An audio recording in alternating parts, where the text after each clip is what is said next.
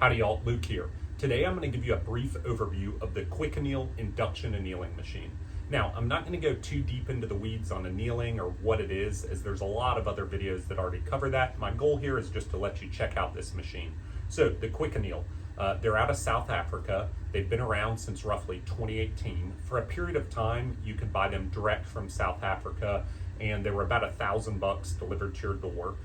That's a little higher now as they've partnered with a US distributor, Mountain Forged, and you're looking at a little closer to $1,400. So now we're going to kind of dive into how you set up the machine, how it works. One of the coolest parts about this machine is that the setup is super simple and super easy.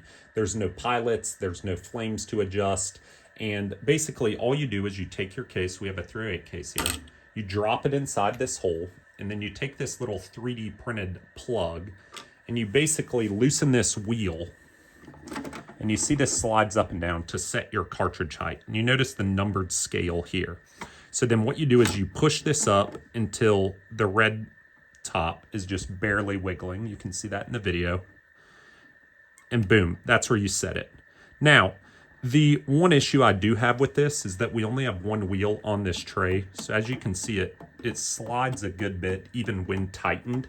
So I don't think, my thought is that you set it and then push it down, and that's the number that you'll then record to use in the future. But it just leaves a little bit to be desired consistency wise. So once you have that in there, we could look there. We see we're at 10, roughly 12 on our setting there. And then we set the time, the anneal time. And we do that by turning all the lights off and essentially looking in here and waiting for the case to get cherry red. And then we stop it, subtract 0.2 seconds, and that's our anneal time. So we're gonna do that now once I turn these lights off. Now that we have the machine in test mode, what we're gonna do is come hold this start button down until we see the case turn cherry red. We're then gonna release it, and we're gonna subtract 0.2 seconds. That 0.2 seconds is basically to account for the human reaction time that it takes us to see that case turning red. So here we go.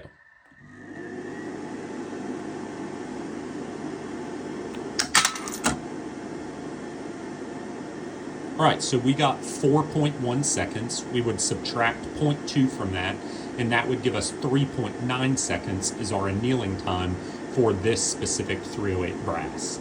Now that we have completed our test and we know that we need 3.9 seconds, we're going to cycle through the menu. All right, and we're going to adjust this down to 3.9 seconds. So we have our heat time set. Then we're going to turn Quick Anneal on. That's basically the auto function. So now at this point, we hit start and the machine's ready to go. And all we do is we take our case, drop it in.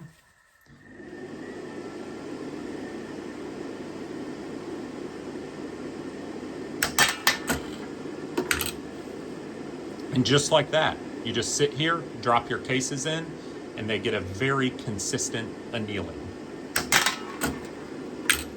Now that y'all have a better understanding of how the machine operates and how it's set up, I wanted to talk about the two different ways to feed it. The first is what you saw during the setup portion of the video. You just drop your cases in, it gets annealed, kicks out the bottom, drop another one in. Pretty straightforward and simple. The other way that you can run this is with this attachment. They make another version that's 3D printed and magnetic, but you essentially mount this on here, mount a Dillon case feeder, and then you have this drop tube that sits here. And the idea behind the case feed attachment is that you can kick this thing on, turn on your case feeder, go work on something else while all your brass gets annealed. Unfortunately, it doesn't quite work that smoothly. The biggest issue you run into with the case feeder is that there's no way for the case feeder to communicate with the annealer. And so what that does is you can end up with double feeds. This is especially prevalent with really short cartridges, such as like the 6BRA.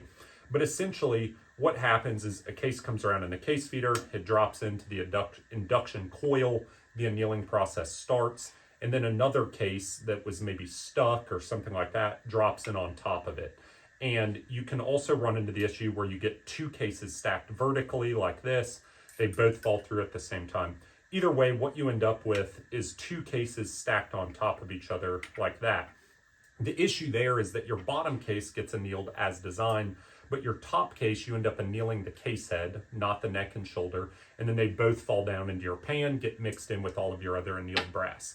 Now, obviously, we don't want our case heads annealed, and so when running the case feeder, I did not think that it was a set it and walk away kind of thing. I still had to sit there and watch it and stare at it, and when a double feed happened, I'd have to, put a pan underneath here, catch the hot brass, get that one out of there.